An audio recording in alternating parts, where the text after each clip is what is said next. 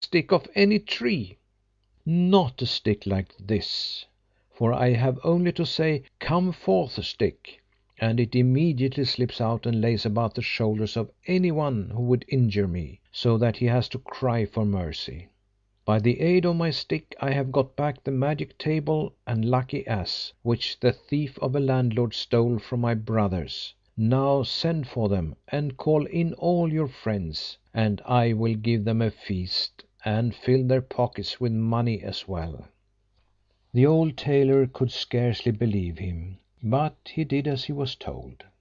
Then the youth spread a cloth on the floor and brought in the ass, telling his brother to speak to it.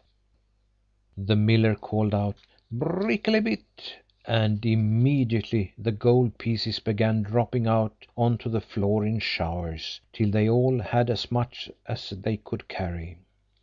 Then the table was brought in, and the carpenter said, "Table, be spread," and at once it was covered with all sorts of dainties. Then they had such a feast as the tailor had never seen, and they all remained till late at night making merry. The next day the happy tailor gathered together all his needles and threads and measures and goose, and put them away, and he lived happily with his sons for ever after. Now we must see what became of the goat, whose fault it was that the brothers had been driven away.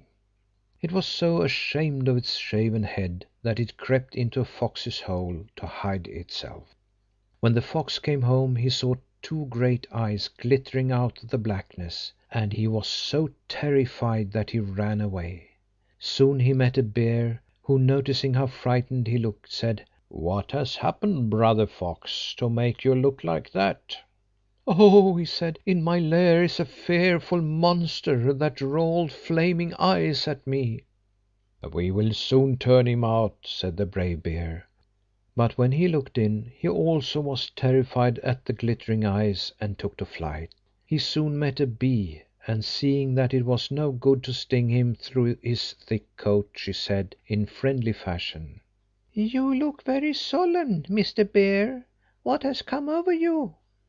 "Oh," said the bear, "in brother Fox's lair is a fearful monster, which rolls flaming eyes at us, and we daren't drive him out."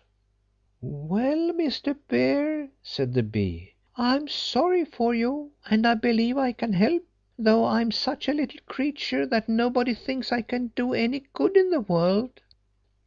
So he flew off to the fox's lair, and dropping on to his bald head, stung him so terribly that the poor goat rushed out madly, and he has never been heard of since. End of the Table, the Ass and the Stick. Read by Lars Rolander.